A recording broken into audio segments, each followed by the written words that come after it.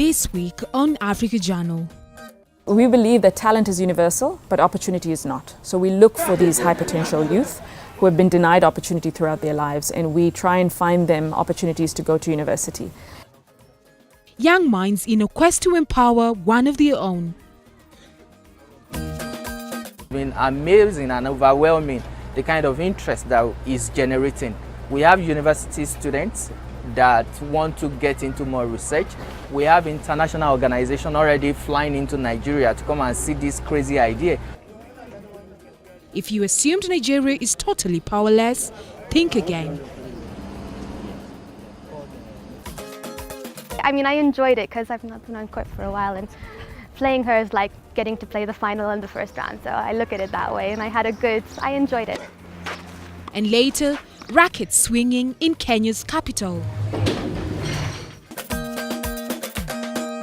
Happy 2018. What a wonderful new year it is.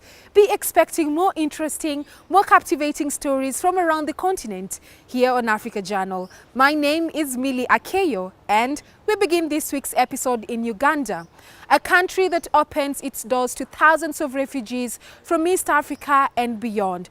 And while life may not be easy for many seeking refuge in host countries, some in northern Uganda saw past their problems and formed a support group that is helping build their futures. Here is that story.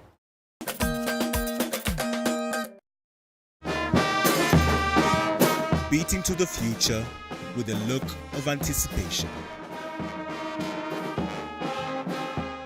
This is the key of hope that 27-year-old Joseph Munyabanza shares with his fellow refugees. They call them bachelors. Joseph has been a refugee for 20 years at the KYANGWALI settlement in western Uganda. As a child, I started thinking, how is my future going to be? And thinking of my future, I realized that we're not having good education here. And that's one of the reasons I really wanted to focus on school. A group of ambitious youths all in high school made a decision to improve their situation at the refugee settlement. They formed a support group called KYANGWALI, standing for Congo, Burundi, Rwanda, and Sudan refugees. In 2009, KYANGWALI started a primary school that now hosts over 400 pupils and is run by 15 teachers. John Bosco Okoboy is a Ugandan national. He has been the headmaster of KYANGWALI's primary school for the last 3 years. We have helped a lot of the children to continue their studies. In fact, all the children who have started here, their period, there's not a single child is stayed at home. All of them have gone to secondary, have continued their studies. Joseph got 2 scholarships, one for his A-levels at the African Leadership Academy in South Africa and a MasterCard Foundation scholarship for an undergraduate study in the US. Sharmi Suryanarayan is the Vice President of Lifetime Engagement at the Academy. We believe that talent is universal, but opportunity is not. So we look for these high potential youth who have been denied opportunity throughout their lives, and we try and find them opportunities to go to university. And what we look for there is resilience. We look for people who've overcome circumstances to make much of their lives and who have demonstrated their potential to give back to their communities. Oftentimes we've been blown away by the fact that these young people are doing much more than their circumstances could have dictated. Daniel Mundeva manages partnerships at the Foundation's education and learning programming.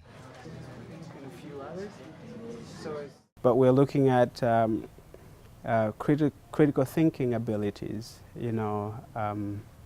ability to see a problem and create a solution to it.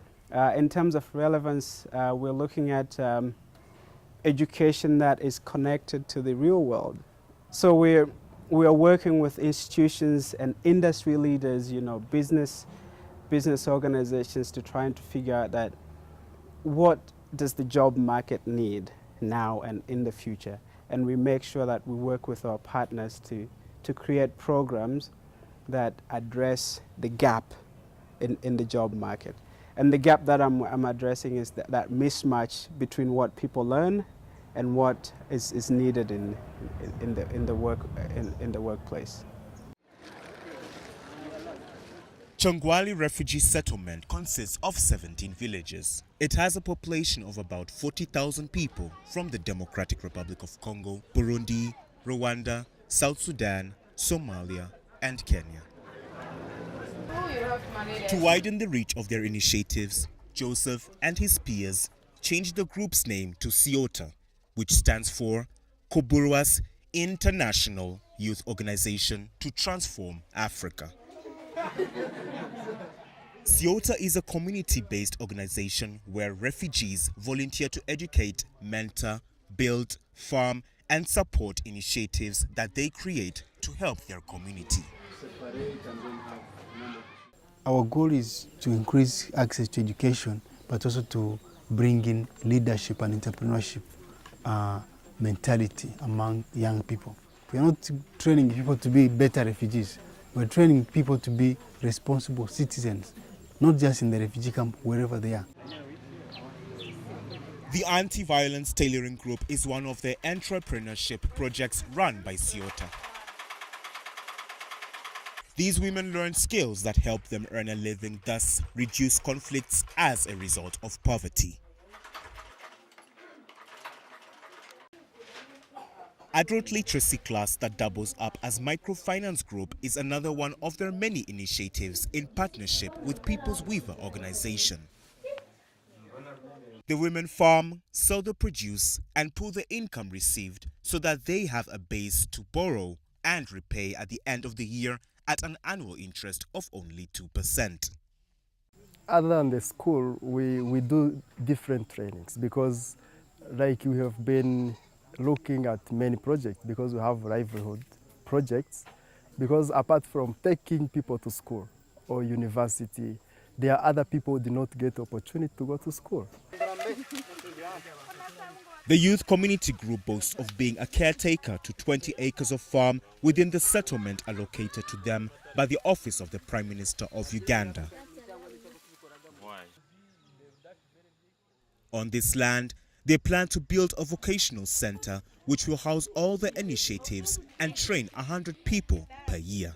It doesn't matter how long I'm going to stay here.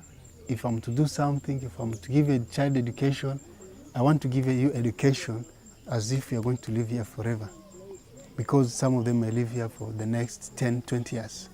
And to me, even if it is 2 years, they are studying in a very good classroom, they have a good teacher, they have breakfast and lunch, that education is going to be centered and concentrated in a way that is going to help them to have a strong foundation. So to me, my focus is creating quality education for children. And quality education is in a curriculum, but also is in the environment in which children are learning from. And eventually, these children will learn how to contribute to the development of their adopted home as they await to go back to their motherland.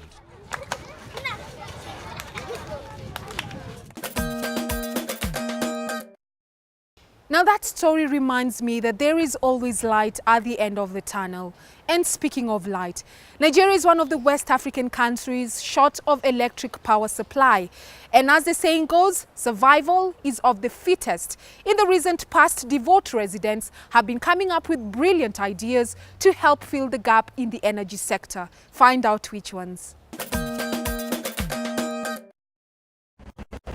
These piles of old refrigerators are the next cool thing for citizens in Lagos, Nigeria.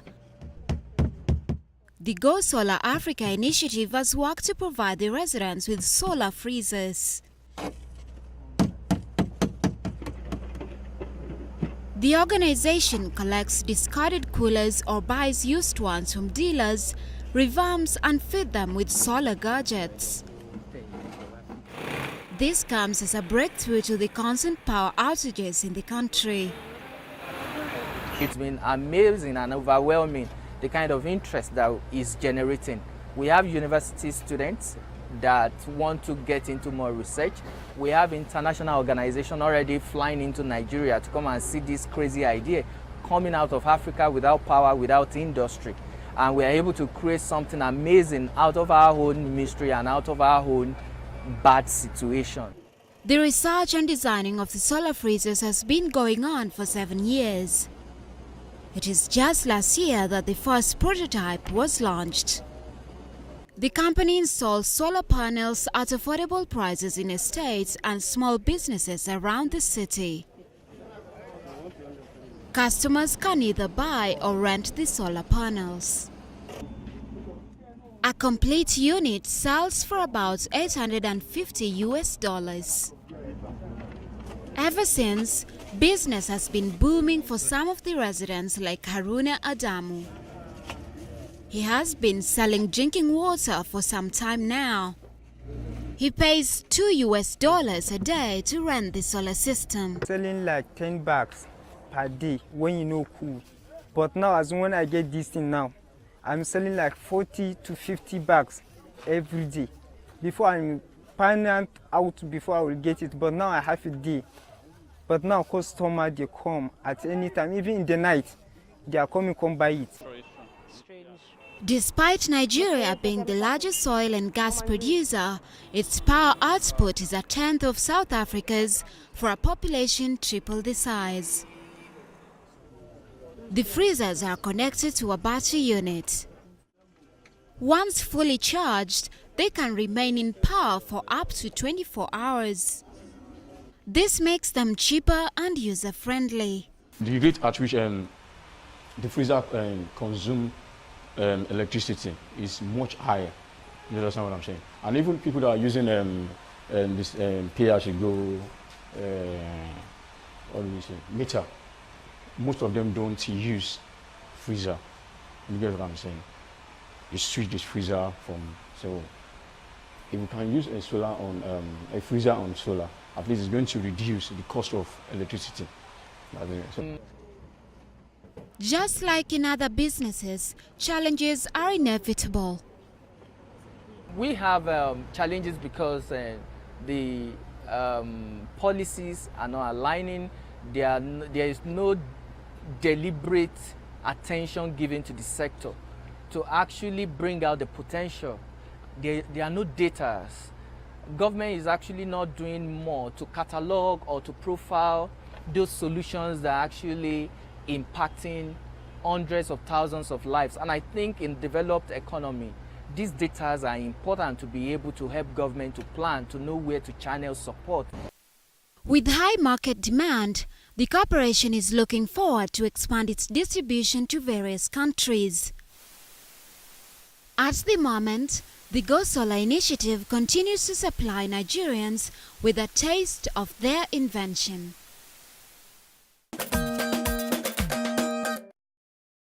Well, let's hope exports of those brilliant innovations trickle across Africa and beyond. Time for a short break now, but stick around. We'll be back with this and more.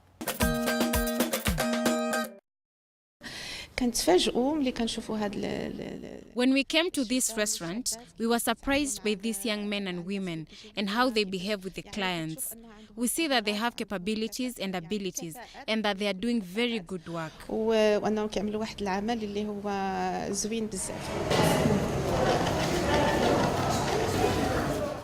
Lunch is served. Morocco finds pride in a special restaurant.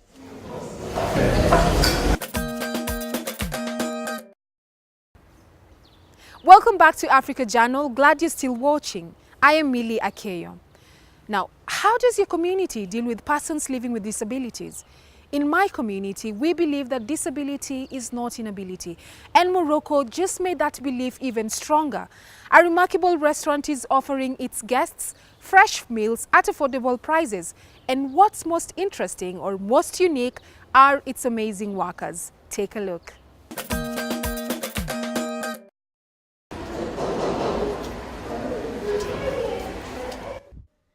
Amir Laroussi is beating the odds of disability in Morocco's capital, Rabat.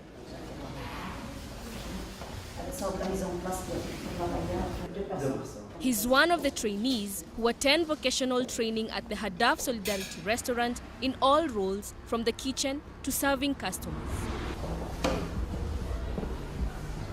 The 28-year-old specializes in waiting.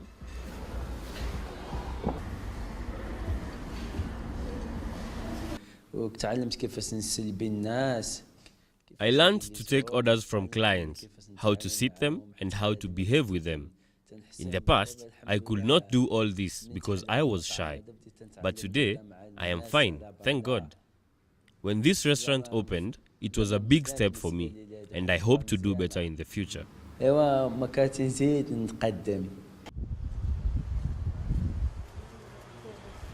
The initiative was set up by the Hadaf Association of Parents and Friends of the Mentally Handicapped in 1997.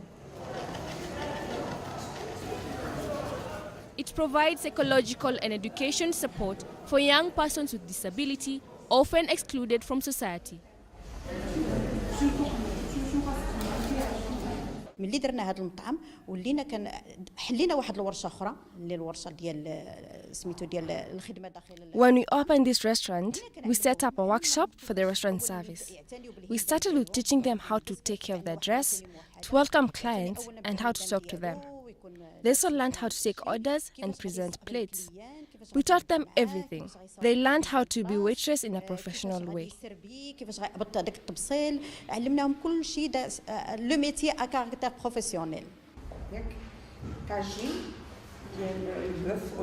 It costs $160 a month to care for a person at the center. Those who cannot afford the amount receive government grants to cover 75% of the total fees. The association covers the rest.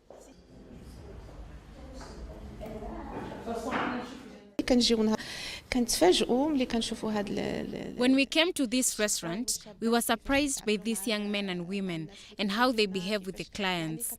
We see that they have capabilities and abilities and that they are doing very good work.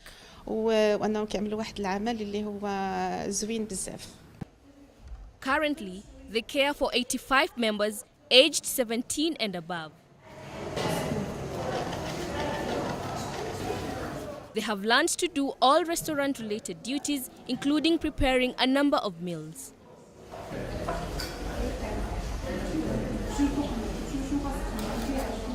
Nous avons pensé à ce projet qui est donc l'ouverture sur le milieu. We opened this restaurant so that people could come and enjoy nice recipes cooked by these young people who put their heart and souls and all that they have into their work. Toute leur âme et qui mettent tout leur amour et qui vous mettent tout ce qu'ils possèdent parce que c'est des personnes entières. A good number are also engaged in restaurant duties and others beading and laundry. With young minds like Amir taking up responsibilities upon themselves, it serves as a model for change in Morocco and Africa at large.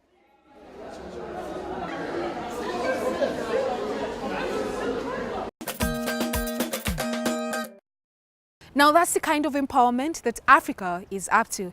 And moving on to Kenya, where the festive season was engulfed with a number of activities, including sports.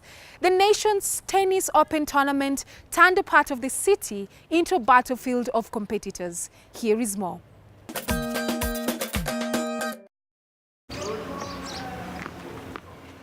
First, the stance, a ball toss, then slice. These are the tips of serving a tennis ball successfully. The current country club's tennis courts were adorned with skills from different corners of the African continent, Europe and Asia. As a celebration of its 80th anniversary, the club organized the current Open Tennis Tournament in Kenya's capital, Nairobi. We're excited as far as Karen Club's concerned because this is our 80th anniversary.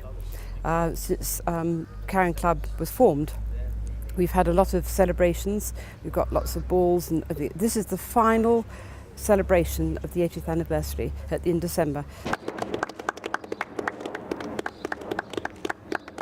The event was officiated by a check presentation from the main sponsor of the tournament, Rentworks East Africa. With eyes on the prize money, players armed with rackets were ready to battle it out to the finals. Among the hot contenders was 21-year-old Kenyan Ismail Changawa. I mean, the experience is good. I mean, like, people, they're playing good. You never know. You can lose to anyone, you can go and lose to anyone, like happened in Kenya Open. So, and I can say, I mean, like, just goes like, the matches. If I win today, God knows. I don't know. He broke the record at the Kenya Open tournament in 2014 by being the first in 5 years to win the men's singles after Kenya's Alan Cooper in 2009. We've been good, I mean, like, happy, and I've been training a lot, and I mean, everyone wants to win, but finally, and then I pull up because, I mean, I was in the pressure because I was playing my tennis, and I was like playing really good, I mean, not bad, and I achieved my goal. I was like, hey, this Kenya Open, I have to win, and then finally I won it, so, it's like a big dream for my... In addition to the countless titles he holds, he was awarded Player of the Month in December of 2017 by Sports Journalists Association of Kenya. It's a monthly award. Every month we give an award to the best performing player, be it in tennis, be it in volleyball, be it whatever. We look at, we audit the performance over 1 month. We look at which events were there, who starred in those events, who won what, and conclude by looking at different sports and different players and the way they performed, and even the way they impacted on the society and all that. Ismail's top competitor this time was no stranger, Duncan Mugabe. The Ugandan player has combated Ismail at the Rwandan and Malawi Open tournaments. It was no piece of cake as the two top liners battled for the crown title, this time in Nairobi. But Ismail Changawa worked his magic, emerging the winner. It is evident that the tennis charm runs in Changawa's family. The tournament's top seed in the female category was Changawa's elder sister, Shufa Changawa. The 24-year-old is known to dominate the tennis courts. I've participated in so many tournaments, and my major tournament is Kenya Open, and apparently I lost this year, but I won last year. And also I played in Goma in June after Kenya Open, and I won. Then after I went to Rwanda, and also I won Rwanda Open and Malawi Open, and now I'm at Karen Open. The event proved to be an exciting experience for most. I mean, I enjoyed it because I've not been on court for a while, and playing her is like getting to play the final in the first round, so I look at it that way, and I enjoyed it. As the club braces itself for another tournament, all that is left is for the players to decide how they smash their way to the top.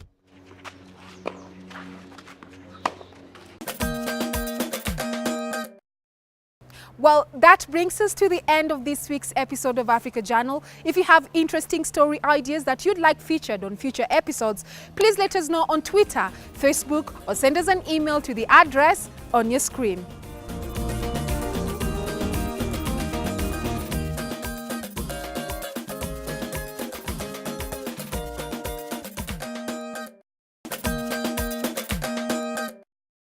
Here's what's coming up next week.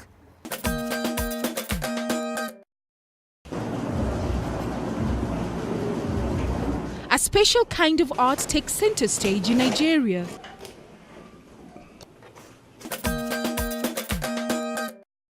From me, Millie Akeyo, and the entire Africa Journal, have a happy new year.